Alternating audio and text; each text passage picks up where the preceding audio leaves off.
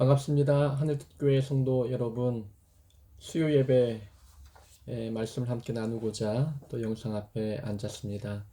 오늘 수요 예배 영상으로 드리는 마지막 예배가 될 것 같습니다. 다음 주부터는 교회 현장에서 함께 예배하는 날입니다. 기억하셨다가 교회에서 예배 드렸으면 좋겠고요.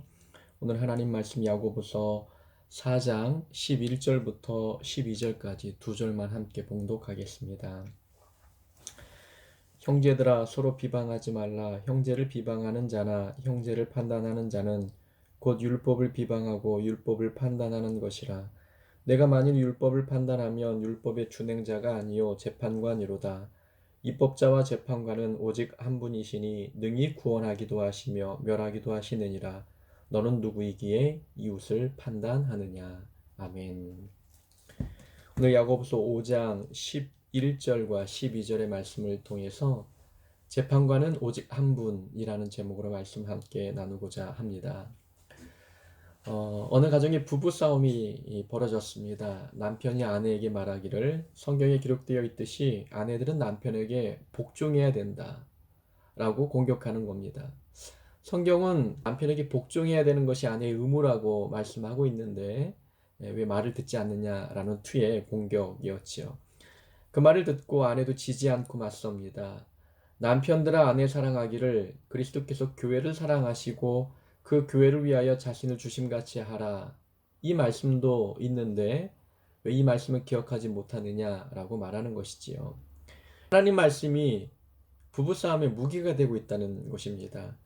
서로 주도권을 잡고 상대를 굴복시키기 위해서 성경을 무기 삼고 있는 모습입니다. 아마 이런 경험들은 교회를 다닌 분들이라면 누구나 한 번쯤 경험해 보았을 것입니다. 부모는 자녀에게 순종을 강요하고 또 자녀는 부모에게 자녀를 노엽게 하지 말라는 그 하나님의 말씀을 무기 삼아 맞섭니다. 과연 하나님께서 우리에게 성경 말씀을 주신 목적이 이렇게 상대방에게 지지 말라고 공격 무기로 사용하라고 이 말씀을 주셨을까라는 것입니다. 전혀 그런 목적으로 말씀을 주신 것이 아니겠지요. 성경 말씀은 다른 사람이 지켜야 할 말씀이 아니라 그 말씀을 읽고 들은 내 자신이 지켜야 하는 말씀입니다. 자기에게 적용시켜야 할 말씀을 남에게 적용시키고 자기가 따라야 할 말씀을 다른 사람이 따르기를 원하니까 하나님께서 우리에게 말씀을 주신 목적의 그 의도대로 살지 못하는 것입니다. 저도 이제 목회자가 될 때에 늘 말씀을 지키기 위해서 노력하지만 그렇게 살지 못할 때 항상 공격 대상이 되곤 합니다. 나를 공격하는 사람들이 주로 사용하는 무기는 하나님의 말씀인 것이지요. 하나님의 말씀을 무기 삼아 공격당할 때에는 다른 말보다 더 큰 상처가 됩니다. 죄인이 된 것 같고 큰 죄책감에 빠지게 되는 것이지요. 하나님께서 우리에게 말씀을 주신 목적은 그 말씀대로 살라고 주신 말씀이지 그 말씀을 누군가를 공격해 우위를 점하도록 하기 위해서 주신 것이 아닙니다. 오늘 본문 말씀은 바로 그런 말씀을 우리에게 하고 계십니다. 우리는 율법을 준행하는 자이지 재판관이 아니라는 것입니다. 우리는 말씀을 받은 자로서 말씀을 지키는 그런 사람이 되어야 하는데 그 말씀을 가지고 재판하는 재판관이 되고 있다는 것이죠. 그렇게 하지 말라는 말씀이 바로 오늘 본문의 주제입니다. 율법의 두 가지 핵심이 있죠. 하나님을 사랑하고 이웃을 사랑하라 라는 이 말씀이 율법의 핵심인데 이웃을 비방한다는 것은 이 율법을 지키지 않는 것이라는 겁니다. 그러니까 율법을 비방하는 것은 율법을 지키지 않는 것이라는 의미를 두고 있는 말씀이지요. 율법을 판단하면 율법을 준행자가 아니라 재판관이 된다는 것입니다. 우리는 재판장이 아니라 우리는 말씀을 준행하는 준행자 입장에서 살아가야 할 존재들입니다. 이것이 혼동이 되는 것이 교만입니다. 이 교만은 하나님의 자리에 앉는 것이 교만 아닙니까? 하나님의 해야 할 일을 자기가 하는 것이 교만입니다. 그러니까 사람을 판단하고 재판하는 그 일은 하나님만이 하실 수 있는 일입니다. 하나님 우리의 재판관 되시는데 우리가 하나님이 하셔야 할 그 일을 우리가 하고 있다는 것, 사람을 판단하고 비판하고 비난하는 그 일을 하고 있다는 것은 마치 우리가 하나님이 되는 양 사람을 판단하는 것이지요. 이것이 교만입니다. 우리는 하나님의 입장에서 누군가를 판단할 수 있는 그런 자격이 주어진 자가 아닙니다. 우리는 그저 말씀을 받은 자로서 말씀을 준행하고 지키는 자입니다. 그럼 우리가 이웃을 비방하지 않으려면, 형제를 비방하지 않으려면 어떤 생각 또 어떤 마음의 자세가 필요할까요? 지금까지 우리 신앙생활을 해보면서 제가 느꼈던 경험을 토대로 한번 교훈을 살펴보면 이와 같습니다. 자, 첫 번째는 종교 의식보다 종교적 삶에 치중해야 합니다. 그러니까 종교 의식에 매몰되기보다도 종교적인 삶을 살려고 노력하는 그런 모습이 될 때에 형제를 비방하지 않습니다. 종교의식에 열심을 내는 사람들이 많습니다. 참 좋은 현상이지요. 예배 참여하고 기도생활 열심히 하고 때로는 금식 기도하고 헌금생활 열심히 하는 것, 하나님 보실 때에도 옳은 일이고 우리가 보아도 옳은 일입니다. 하지만 그 종교적 열심, 종교적 의식에 열심을 내는 자들의 대부분의 그 특징을 보면은 자기처럼 하지 않는 사람들을 비판할 때가 있습니다. 종교적 의식에 너무 매몰되어 있다 보니까 종교적 삶에 대한 불균형이 일어나는 것입니다. 그렇게 살지 않는 자들을 이상하게 보는 현상들이 나타나는 것이지요. 대부분 새가족들의 모습을 보면 참 순수할 때가 있습니다. 그분들은 가르친 대로 살려고 노력합니다. 종교 의식에 열심을 내는 모습들은 좀 부족해도 그래도 말씀대로 살려고 노력하죠.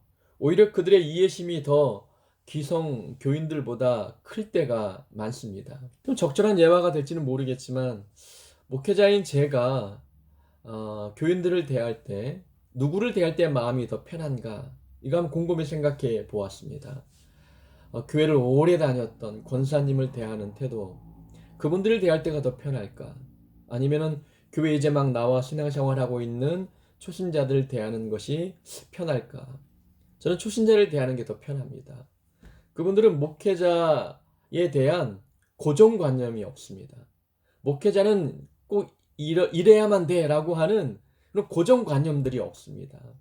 그러다 보니까 그분들은 자연스럽게 내 모습 그대로를 보여줄 수가 있는 것이죠. 그러니까 마음이 편합니다. 근데 오래 교회 다니신 분들은 나름대로의 목회자 상이 있습니다. 본인들이 만들어 놓은 상인 거죠. 이종군이라는 사람은 그들이 만들어 온 목회자 상과 전혀 다른 사람인데도 불구하고 그들이 만들어 온 목회자 상에 따라가려고 하는 그런 내 모습을 발견할 때가 있죠. 그렇게 하지 아니하면 비판받을 것이 두렵기 때문이죠. 그럴 때가 많이 있다는 것입니다. 그런 걸 보면은 종교 의식에 많이 빠져 있는 분들은 자기만의 생각이 강합니다. 자기만의 틀이 있다는 것이죠. 그 틀에 상대방을 끼워 맞추려고 하는 것입니다. 그렇게 되지 않을 때에 비판하고 비방하는 모습들이 있는 것이지요. 종교 의식도 중요하지만 그것보다 더 중요한 것은 종교적 삶에 더 치중해야 합니다. 이런 경험을 해보았습니다. 찬양팀을 맡고 있을 때에 이제 예배당 본당에서 찬양 연습하기 위해서 이제 찬양팀들과 함께 들어갔지요. 사람이 들어가다 보니까 좀 우왕좌왕 또 시끌벅적했습니다. 그런데 그 큰 넓은 그 예배당에 한 장로님이 개인 기도를 하고 계셨습니다. 교회에 개인 기도실이 있음에도 불구하고 예배당에서 기도하고 계셨지요. 우리가 이제 들어가다 보니까 좀 시끄러웠던 모양인지 기도하는 것을 멈추시더니 이제 버럭 화를 내시는 겁니다. 기도하는 것 안 보이냐고, 기도하고 있는데 왜 시끄럽게 구냐고 화를 내시는 겁니다. 그 모습을 보고 그 장로님에 대한 이미지가 달라졌습니다.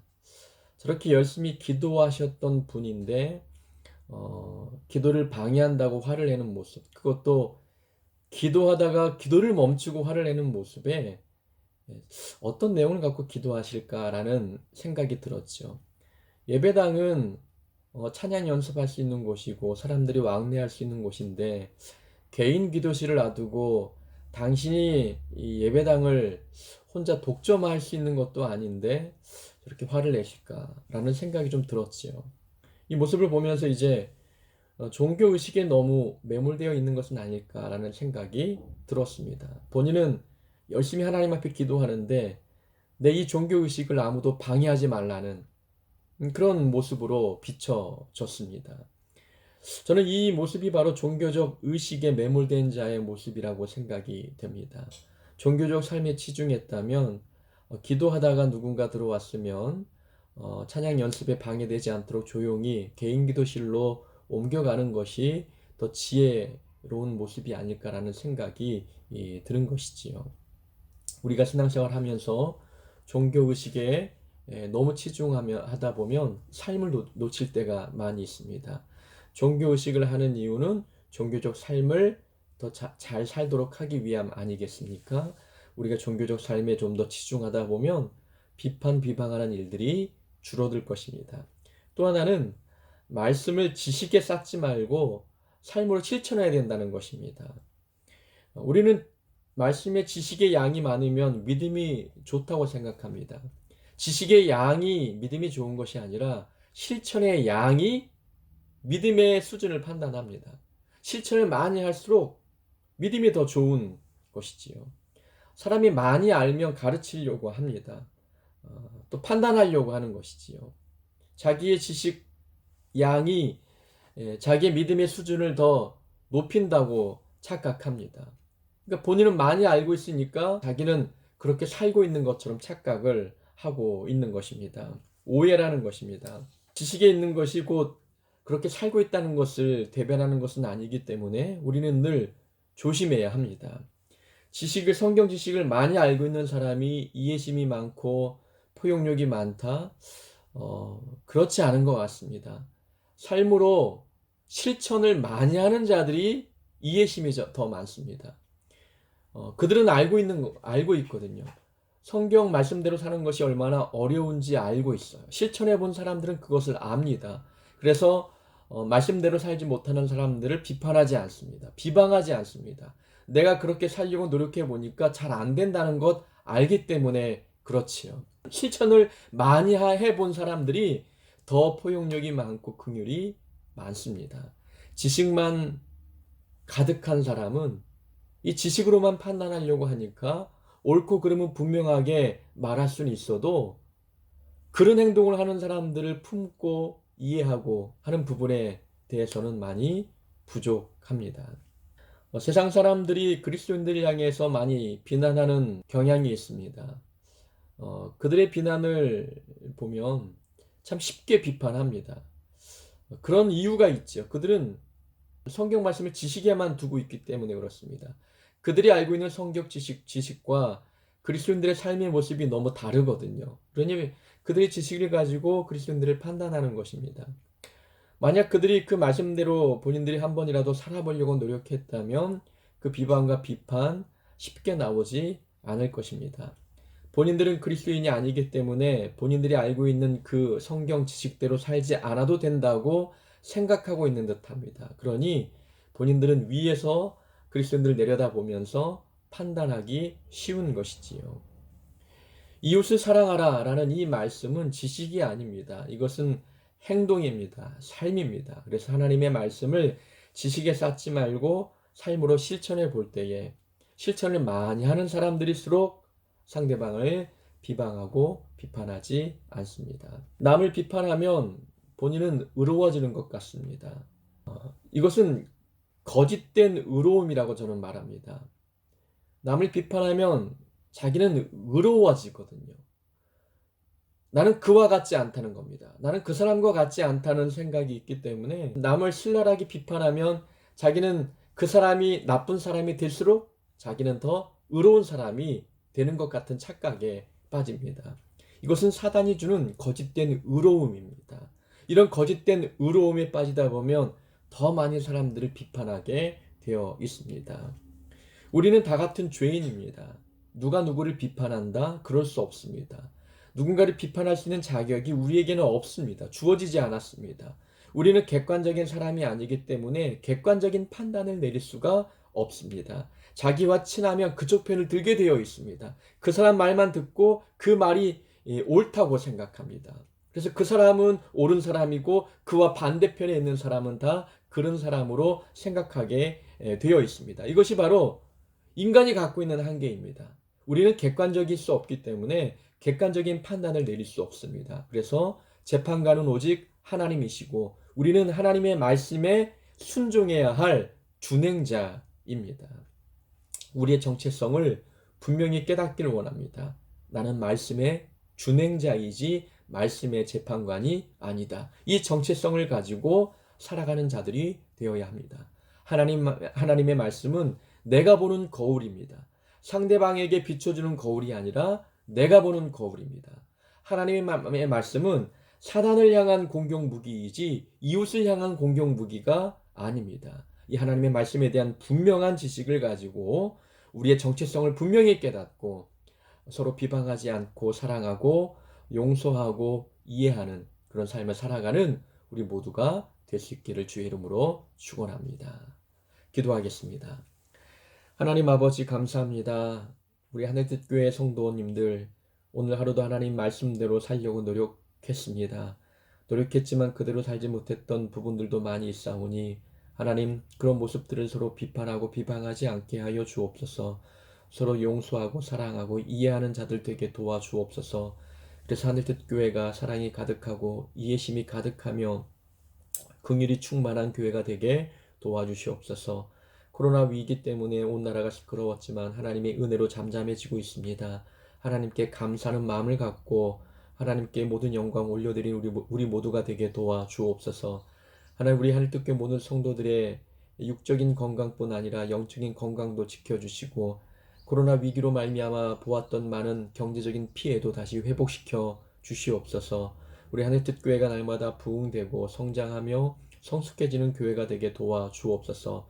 주일 예배 다시 만나는 그 시간까지 우리 하늘뜻교회 성도님들 말씀대로 살며 실천하며 주님 앞에 다시 나와 예배드리는 우리 모두가 되게 은혜를 베풀어 주옵소서. 예수님의 이름으로 기도하옵나이다. 아멘.